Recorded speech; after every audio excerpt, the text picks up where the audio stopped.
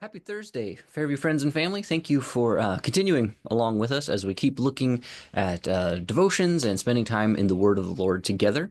We have finished looking through both Psalms and Proverbs, and now, as we started last week, if you have been following each and every week, we are now looking at passages that mean something or have touched a member of our body in a particular way. And it's going to be hopefully edifying to all of us, especially those who have volunteered to give a verse and a short little thought for us all to meditate on. And I just pray that this would be a great time of edification and study for us and meditation, just as our Psalms and our Proverbs were as well. So this week, we are going to be looking at Genesis 1:1.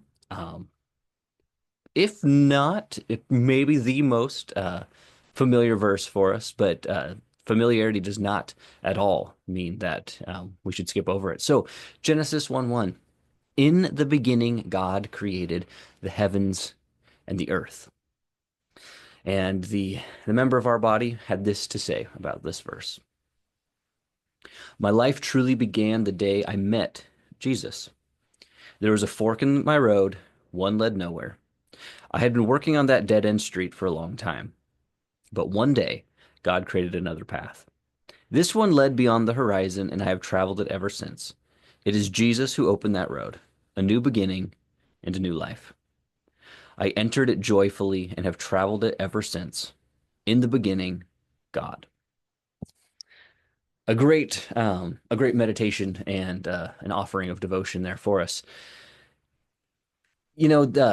Whether we're looking at the cosmic scale, the scope of the universe, and we're seeing how God truly did make everything, how He spoke it into existence, how it truly wasn't laboring and having to put all this effort in and planning and erasing this, going back to the blueprint, scrapping it, starting over.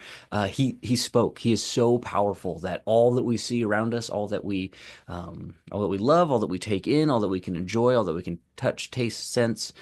He spoke it. He is that great that he could do such an amazing work in something that seems so simple to speak. And I love the reflection here of it is Jesus who opened that road, a new beginning and a new life.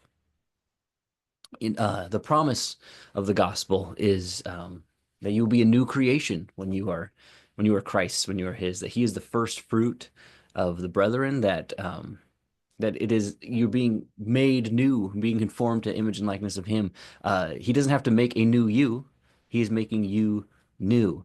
And the great news to that is, if you are being called by the Spirit today, then come. Simply come to Him. Submit at the cross, kneel there, profess your sins to Christ, and be made new.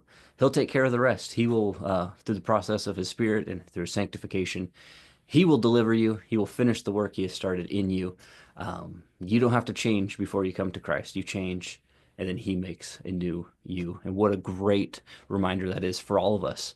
And thank you for suggesting this to the member of our body. And I pray once again, I do hope that as we look at what the body has to offer here at Fairview, that we might be blessed, as they clearly were, to be able to come forward, give a verse that speaks to them and a little bit of why that means to them. I think we can all relate to this one, and I hope that if you have not been made new by Christ, or not being made new, I should say, uh, let this be the day of salvation. Come to Him, rejoice in your Redeemer. And be blessed, Fairview. We'll see you next week as we continue this series looking through these verses that speak to us. Be blessed.